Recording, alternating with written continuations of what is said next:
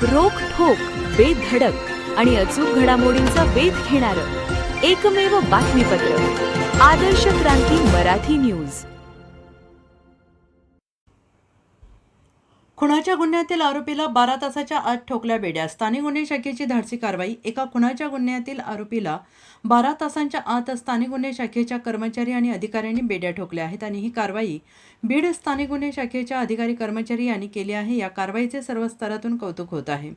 माजलगाव ग्रामीण पोलीस ठाण्याच्या हद्दीतील तालखेड येथील मयत इसम नामे विकास दत्तात्रय वाघमोडे वय वर्ष 33 आणि त्यांचा मृतदेह त्यांच्या शेताजवळ असून दिनांक 29 जून 2026 रोजी मिळून आले होते।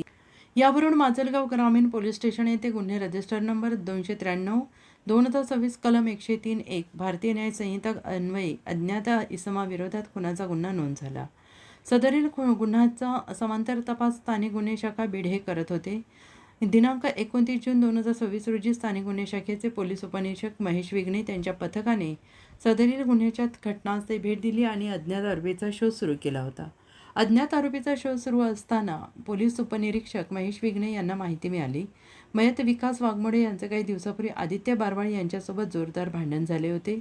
आदित्य बारवाळ यांनी मयत विकास वाघमोडे यांना जीवे ठार मारण्याची धमकी दिली होती आणि यावरून आदित्य बारवाळ याला स्थानिक गुन्हे शाखेच्या पथकाने ताब्यात घेऊन अधिक विचारपूस करण्यास सुरुवात केली असता आदित्य बारवाळ यांनी चौकशी दरम्यान सांगितले की मयत विकास वाघमोडे यांनी पुणे येथे मारहाण केली होती। तसेच 15 दिवसापूर्वी तालखेड फाटा येथे भांडण करून अंगावर कुऱ्हाड घेऊन मारण्यास धावून आला होता आणि त्याने मला जीवे ठार मारण्याची धमकी दिली होती।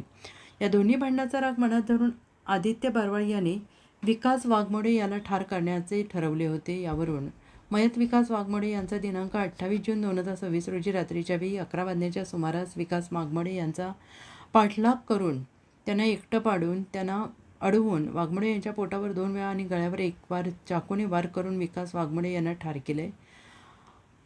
घरी आलो असं आदित्य बारवाळ यांनी म्हटलंय। सदरचा गुन्हा आदित्य बारवाळ यांनी केलेला आहे असं बारवाळ यांनी